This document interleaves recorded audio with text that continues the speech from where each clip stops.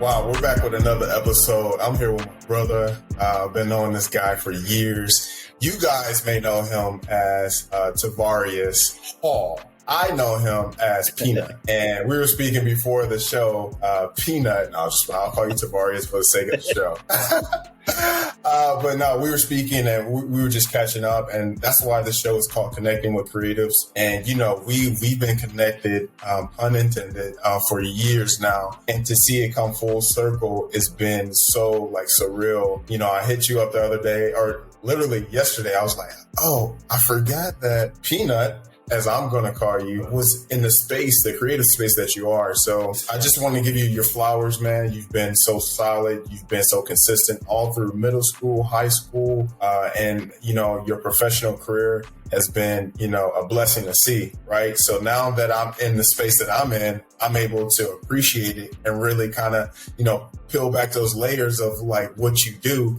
But just give a little, as your role now, right? Yeah. As a senior digital team specialist for your current, employer, give us a little insight of what you do on a day-to-day basis. Yeah, so Adidas has they call it their ATS division, stands for Adidas Team Sports. They're basically responsible for creating all of the product geared around sports for, athletes. So, you got your basketball, volleyball, soccer. So anywhere from youth to college to pro. So that's one avenue. They create products. So that could be your jerseys, that could be cleats, accessories, everything. And then there's also another side of it that also creates the product for the fans. So those two entities kind of work together within ATS. And I work in there. It's a collateral marketing. It's kind of a hodgepodge of many things, but we're basically responsible for all of this product that they create, mainly the apparel. It has to get shot, produced, and uploaded, to these various sales platforms for salespeople, for our retailers, for businesses. So we're responsible for creating that imagery, shooting it, editing it. So I spend a lot of time in Photoshop. And then B, we also help support and create, marketing / collateral tools. So it's kind of like a one-stop shop. We get the actual product that they create before everybody gets to see it, before it goes to blah, blah, blah, because the product has to be put somewhere for retailers to buy it, people to see it. So yeah, we shoot it, we edit it. We also shoot it in other various ways to create marketing and, like I said, collateral tools. So it's a bunch of different things going on simultaneously. So yeah, man, I mean, that part of it is, I've been kind of involved in it with Adidas for 12 years, but I've been doing different parts or different entities of it. So now I'm kind of involved in this product image shooting part of it now. So, how big is your team? Oh, man. So right now bro, it's kind of crazy. We have two separate teams, but we're kind of merged. So I would say our team, photographer, 2-3 other designers, our manager. So what's that? 5-6 people currently. Okay. One. So what is are you still hands-on? Or are you, okay. Do you really enjoy the hands-on parts of it? Bro, I will say, yes, man. To me, the hands-on part of it, being able to, when we physically get product is always cool to me, man. Getting to see stuff, what the, product teams and the designers have worked on to be able to get the product and see it and, kind of, one, shoot it and bring it to life for them to use as a sales need. And then also see it on websites like Adidas.com, Dick's Sporting Goods. And then to also be able to take it even further and to be able to shoot it other ways or do other things with it to be able to creatively show some of the features of the product or what it could do or technology within it. So yeah, man, it's a lot, bro. So yeah, it's very hands-on every day. And yeah, I love that part about it. And I love my favorite part is working with other people. Right. So how surreal, or when did you have that moment in actually seeing the work that you've done and along, collaboration with your team, manifest and out there in the real world? When was that first moment for you? Oh, bro, that had to be oh man, when I first started. So back in the day, we used to have the NBA contract, right? And so we came out with this, they came out with this new swingman jersey that had a new technology. And I got to do a kind of supportive marketing piece that had like a like Brooklyn Nets jersey shot. They had shot this jersey on this model and sent it to me. And I just remember putting together this kind of cool like marketing piece for it. And yeah, man, I just remember seeing it on like different sites. So that was like surreal to me. And then also we did a when we had the NBA contract, also there was a Christmas jersey they came out with the short sleeves. I don't know if anybody remembers that when they first started doing the sleeve. I do. Wait, that was like LeBron, Steph? Yeah. That one? They did a commercial where it had LeBron, Steph, and I think Rose. Kawhi? At the time. Yeah, I remember that. And it was like the Nets, whatever. So I ended up doing some kind of creative they needed me to do for it. And we got in, we worked very closely with the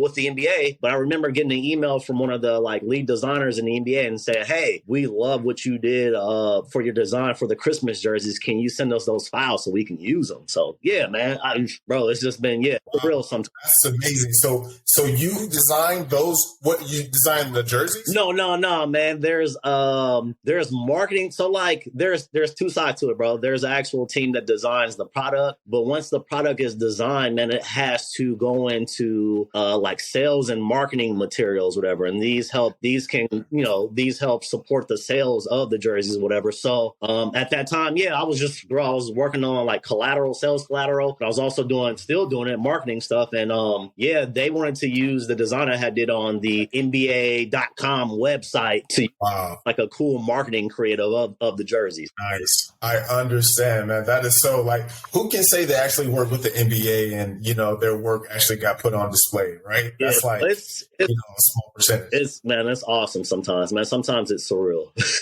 So you still get those moments, right?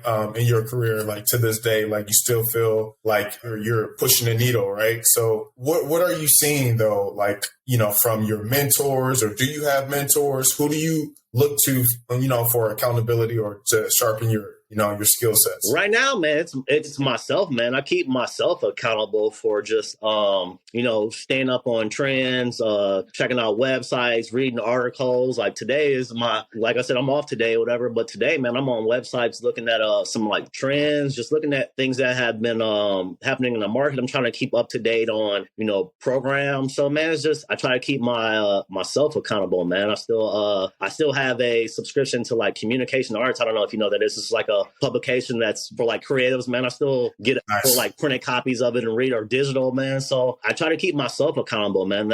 I learned that early on in my career when I was working before Adidas, working at an ad agency with the creative directors and art directors, man. They were like, you always got to keep yourself up to date and on point. So yeah. So let's talk about, so now we got where you're at right now. We got the Tavarius Hall, stage where you're at in the phase that you're in. But let's start at the beginning. Like, I'll touch on this. Like, I've been knowing you since middle school, and I've always known that you've been a consistent guy, disciplined, sports, athletics. But I did also recognize that you had a gift in art. So, who cultivated that art in you? Like, when did you recognize it? Oh, bro, I would say, that was just something I was just, you know what, man? So, it's funny you said this. So, I would say back in elementary school, man, I've always been just like attracted to like drawing and doing like just weird stuff, whatever. But it's funny, man, I just reconnected with him the other day, but I had a buddy named Ben, who I went to elementary school with. And he was very good at drawing. We would draw together, but he taught me how to draw back in the day, man, we was all Bulls fans with Jordan. So taught me how to draw a Chicago Bull mascot, and we would also make basketball hoops out of the back of our notebooks with paper clips. And like, bro, it was I look back to the day and it was like, I feel like I remember that memory as being like one of the times like where I was just like very interested. Ben got me interested in drawing. And so since I was younger, bro, I was always very into like drawing. So yeah, took art classes throughout, elementary, middle, and high school. Eventually got into like a little bit of like kind of computer arts in high school. I think we had like a CAD class. CAD was more so of like kind of like architecture stuff. So I was into, I would take freehand classes. I would take that class. And I was also also into math. So the funny thing is, after high school, I was into art, I was into math, I was taking CAD classes. I actually thought I wanted to be, well, I didn't know if I was smart. I wanted to be an architect because it kind of put two of the fields together. I could draw, I could do stuff on the computer, and mathematically, I was good at math. Not me. Yeah, bro. So yeah, but that's a long story short. That's where it started from. I would say being probably in elementary school, and I was always into I think being growing up, being in the 90s, bro. We were always into like music and kind of creative and art stuff. There was a lot of things going on. I was intrigued by the starter jackets we used to wear, kind of cool designs. Yep. Penny Hardaway sneakers. Like there was a lot of creative, cool things. Michael Jordan, Mark O. Jackson, bro. You take all of that stuff, like you get a lot of inspiration. There was a lot going on during that time. McDonald's commercials, Grant Hill drinks. Yeah, 90s was huge. Yeah. So I think all of that stuff kind of like just fusing, man, Yeah. So we go. We're at high school. You went to Purdue, right? You graduated from Purdue? Yeah, bro. I ended up going to Indiana State. I was originally trying to go to, I don't even know if I applied there or not. I was thinking about Ball State because Ball State has a really good like architecture program. So I don't know if my grades were or were not. I can't even remember, but I remember I ended up applying to Indiana State. So I ended up getting in. Cool. Indiana State had this, they had a BFA program, Bachelor of Fine Arts. So it's like cool. It kind of has everything I want to do. I'll do a little bit of drawing, some painting, photography. I'll figure out, where I want to be. And then they also had a graphic design class. So ended up being on the computer, bro. So I ended up taking that class, I think my sophomore year, bro. And I fell in love with it. You know what I'm saying? Like I wasn't locked into doing any kind of like certain creative. If I want to do some kind of creative related to like sports, music, fashion, or anything, bro, like I could get on that computer and I could do all of these things. It's just wherever I want to take it from and wherever I want to get resources from. So while you were at Indiana State, so did you have a mentor there? Like to really, once you found that they had a class, did you have a mentor? Yeah. So my professor, Glenn, man, he was my graphic design professor, and he's actually the one that we'll talk about later that ended up getting me my job after college, whatever. But so Glenn was my professor, man, and we had it was funny, man. We had yes, he is my college professor relationship, but we would like go at each other every day, like joke and say little funny stuff, you know what I'm saying? But yeah, Glenn was my mentor, man. He was a professor there. Prior to him being a professor, he worked at an advertising and marketing agency, I think overseas. He would always tell me these stories about campaigns he would work on, things he would do. And he was very nitpicky about the work we would do within class. Like he was on me all the time, man. Like I would try to cut, corners because I'd be out, hey, kicking it or partying, and then this project be doing this day, and I would try to cut little corners, and he wouldn't notice that, but he would be on me. And he's also one of the ones that I think to this day, like the communication arts that I was telling you about, like he always had those in his office too. So, but yeah, he was definitely like a mentor to me, man. He stayed on me. He gave me advice. We would talk about things outside of class, man. We would go to lunch together. We just really clicked, man. To this day, I keep a little bit of contact with him on Facebook, man. But yeah, he was definitely a mentor to me during that time. So is it safe to say that, and you've had other mentors play sports, is it safe to say that, I want to know, did he do that with all of the other students? Like take that liking? I don't, you know what? I'm not sure, man. I don't think so. I remember seeing another student, I think his name was Lamar. Like we would just joke with Glenn a lot, man. So I don't know. It was a funny kind of like, yeah, he's our professor, but it was also like a friend kind of thing. But I don't know if he took, I remember him, taking the liking to Lamar too, though. But it could have been also, we were very vocal students. I wouldn't be the who would just come to class and kind of just sit in the computer and wouldn't talk. I would, talk, ask questions, we would joke. Right. Maybe we were more vocal or more interactive with him. And so that maybe had him interact with us more. But I don't think he may have been a little bit with Lamar, but like I felt like me and him definitely talked a lot more. So I don't know. That's awesome. So I'll put on my coaching, hat right now. I was a strength and conditioning coach, as you know, for years. But when I find someone that is putting in the work, they care about it, they're engaging, I'm going to give a little more effort to those athletes. And it's fair, right? Like a lot of people might hear this and say like, that's unfair. No, I'm going to give everybody attention, but I'm going to give a little more attention to the ones that are responding to what I'm saying. So that's kind of like the relationships as you're talking about with your mentor, Glenn. I have or still have with my athletes to this day. So it's like you guys just connect. So let's move forward, man. Like how was for the kids that are aspiring to be on the level and have the success as you have, give them your story about life after college. Was it sweet? Bro, oh man. Bro, it was life, man. Life has this like, you gotta take the flow with how it goes, right? So yeah, I ended up graduating. I was like, cool, man, I'm about to apply for all these jobs. Got my degree. I'm doing what the world told us to do and how it should go. I'm about to get a job, man. I'm about to make some money. Yeah. And then, I applied for a bunch of jobs, bro, and nobody was getting back with me. So I ended up after school going back to home live with my mom for a while. And I'm like, bro, I can't, this was probably about 2 months. I'm like, man, I can't stay with my mom no more, bro. It was cool. So my mom ended up, man, bless her heart, man, moms always look out for you, man. They always take care of you, even when you're a grown adult and you come back to school after college. Absolutely.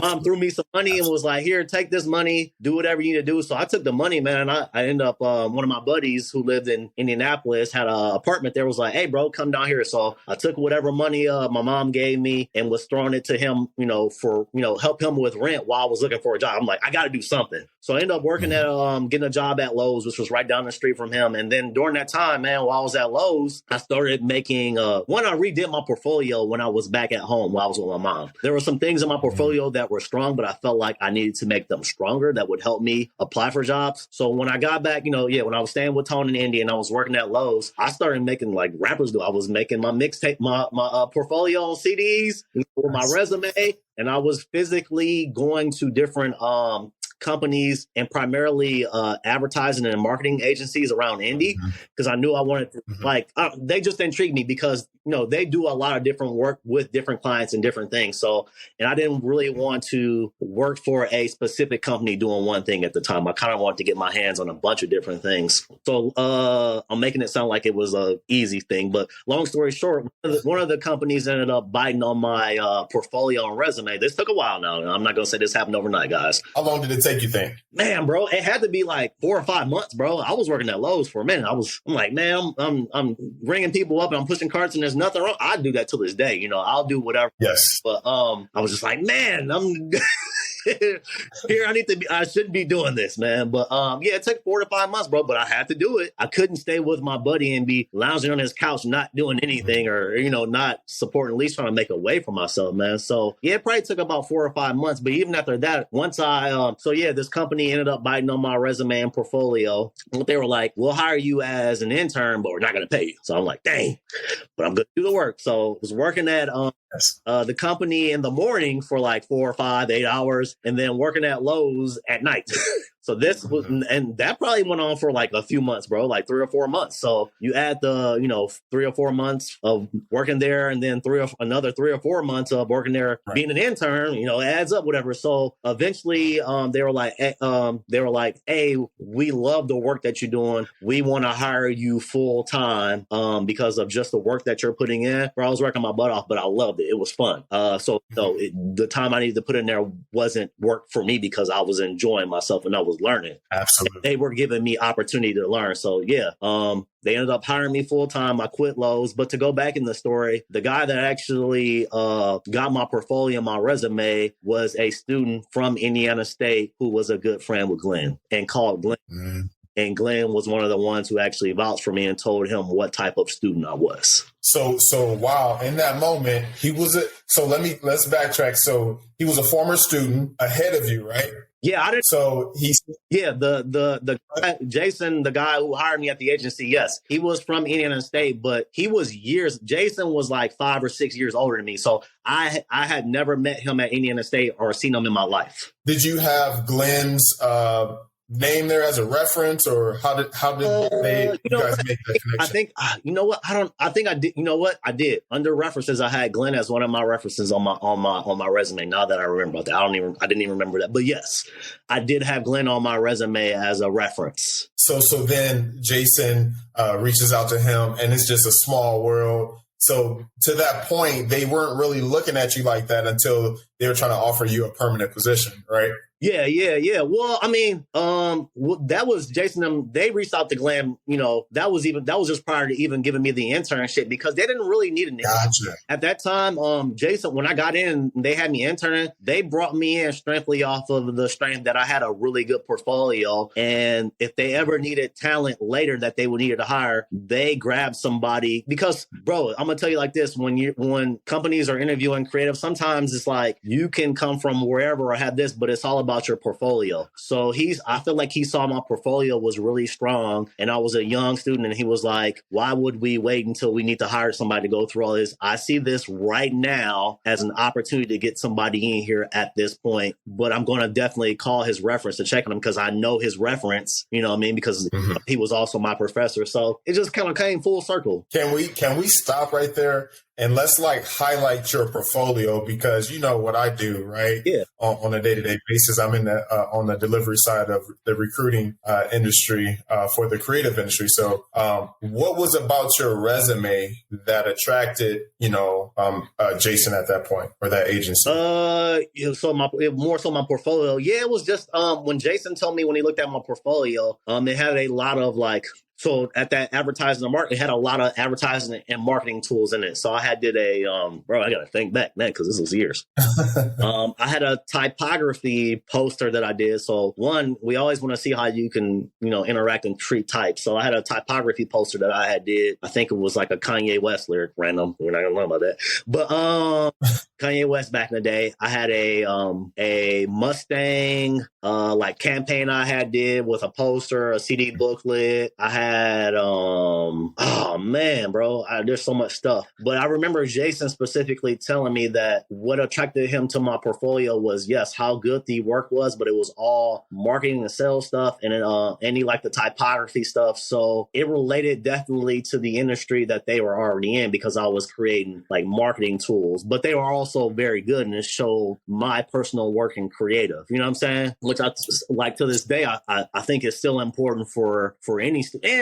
And I think we just vibe, bro. So yeah, my portfolio was good, but I felt like when I came in there, the feeling I had when I interviewed with them felt like I would work well with them. So it was a personal. So let's speak on that. How important is interpersonal skills? Oh, it's that, bro. That's, I'm going to tell you, man, we've interviewed. So yeah, that's definitely I need to see your book is creative, man, but I got to definitely vibe well with you. And I got to see that, you're going to have fun and you're going to be interested in the work and yeah, you want to do it, and it's not just a day-to-day job to you, man. It's going to be something you feel passionate about. So like you were saying, when you train people who show interest in it, you're gonna tend to vibe with them more and interact with them more. So that interpersonal, man, being able to communicate and be here with people, man, that's important, man. We're gonna spend a lot of time together. We're working more than I get to spend with my family. I'm like, man, I see you every day. Well, absolutely we're at home, but we got to have a good vibe together, man. We got to have fun together, and so that we're creating the best work we could do. We're getting the best out of each other, and we're not draining each other, so that when we go back home, we can give whatever energy that's still there to our family and our loved ones. Absolutely. So now at this stage of your career, what are some of the things that you're looking to do in the future? Is it more so leadership roles or different things within the company? Bro, I think eventually, man, you know what? So it comes around full circle, man. I think I want to go back to school to maybe get my master's, and I think I want to go back and teach, man. Nice. I think I want to be I can see that too. I can see. So you want to be a Glenn the second? Yeah. You want to pretty much pay it forward? Funny how people can inspire you, bro, how stuff comes around, man. But yeah, I kind of want to do, I think I want to teach, man. I like working with younger people, man. It's cool, man. Even when we have younger people at our job now, it's different, man. I can vibe with them. Yes, I have my difference because we're all generational, but I can understand them though, and I can relate to them, but also, you know what I'm saying? So it's cool, man. Yeah, so maybe teach, man, but I don't know. Right now, the position I'm in, man, I love it. Without managing a team, I'm already a leader, if that makes sense. So right. That's my. Oh, absolutely. So I don't necessarily I used to have people under me, but now I don't. But I'm still like in a leadership role, if that makes sense. So just because I'm one of those people, I like to, take initiative, and if I see opportunity, I'll reach out and I'll do it and see how it goes. So I'm always, I think that's one of the things. I'm always going to be a leader, no matter what position I am. But I also know when I need to step back too and let other people lead, which is a good leader, right? Absolutely. You got to read the room. So as we're closing this out, what is some of the things that some of the advice would you give somebody trying to get in the industry that you're in? Figure out what area of the industry, because like design is so like, I don't know, man, it's so many different like parts to it. Like you could be doing product design, you could do print design, you could do web design, but then even within that, so just find whatever area of it that you're passionate about, like go that route, man. And it's gonna be tough, man. I don't know what I've been in the industry so long now and working, I don't know how it is to find a job, but it was tough like even when I was out there, so I don't know how it is right now. But your portfolio, man, that's the real thing. Like your portfolio has to be strong, has to show a variety of things, and let it show your personality. Let me see a lot of you in your portfolio. You know what I'm saying? Like to see what type of person you are, because that's, I don't know, sometimes, like you said, sometimes it's like you vibe off people off of personal things, and if you're showing who you are in your portfolio, and I see something that intrigues me or is different or something that I want, I'm gonna gravitate to it. It's like, wow, like I've never seen that, or and what type of person this person is. I want that person. So let it be representational of you, but also let it, show a variety of things. Let me see some, I'm saying from a print design, some typography, maybe let me see some UX stuff. I don't know if you're interested in that, some web stuff. Right. But a lot of times designers aren't, like, people think that too, though. Like they think you have to, as a designer, be able to do, there's designers who do all the things, but really there's like print designers, there's web designers, but it could be different now. Nobody is like, oh, I do UX, I do web, and I do, like, they're all specifically be true to your lane. You know what I'm saying? But if you are all of them, dude, you're awesome. You're killing the game. But right. Have an awesome portfolio. Let it show who you are. Be your authentic self. And the right opportunity at the right time will come to you. Portfolio, bro. That's great advice. And I'll just throw this in there from my lens, right? What I look for is, in the clients we work with, we want to be able to, I feel like, have a professional portfolio, show those, the variety and stuff like that, clean, concise, straight to the point. But then once you really want to let down your hair, have that personal one too, right? So where they can see, this is what the professional side is. And then also, this is what I really love to do. So then they can get an idea, okay, they can turn it on, they can turn it off, or we can use this person in this place. I would say do that, and you'll have more opportunities, right? If you will, if you want to work with some of those bigger name companies. But that's my advice. So that's just something I'm seeing on my end. I can touch on that too, though, bro. I definitely agree with you, because sometimes when we get people in that we interview, I'm like, to my point of like it being personal, sometimes we get them like, bro, that relates nothing to what we're doing. Right. And it's nice, but we can't hire them because, like, so like Jason said, have a little bit of both. Like I need to be able to see that whatever you're interested in also can be like transferred over to professional, I guess. But have those professional pieces and a few in there that can show a little bit of your personality. But it's nice if those personality pieces can show like a little bit of professionalism. And I think that's what I had when I did my portfolio, is like when I say that, like a little bit of you. So like the Mustang campaign I did, I was into like cars, but it was done as a marketing campaign. So it showed that like I like fast cars.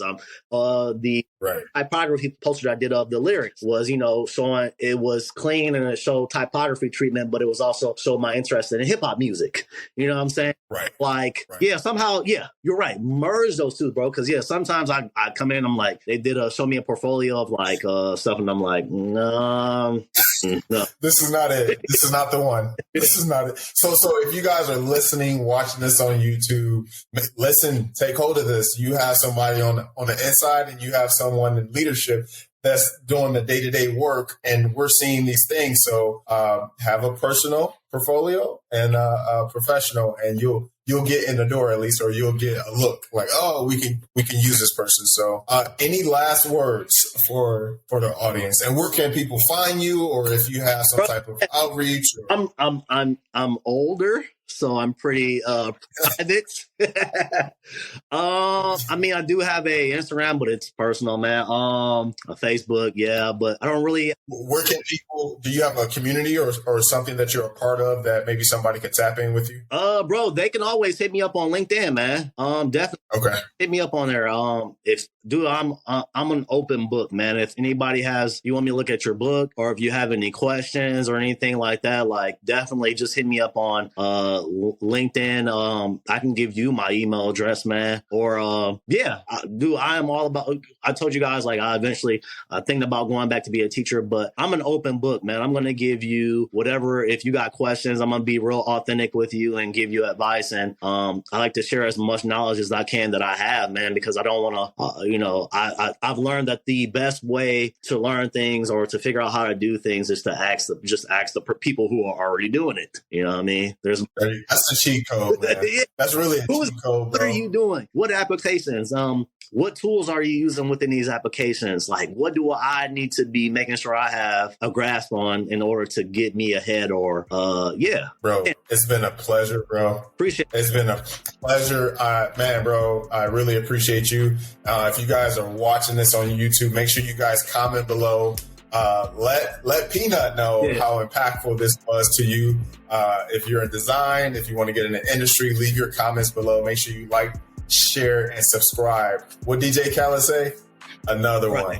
Or as my daughter says, God did. God did. All right, we'll see you guys on the next one. All right, see you, man. Take it easy, bro.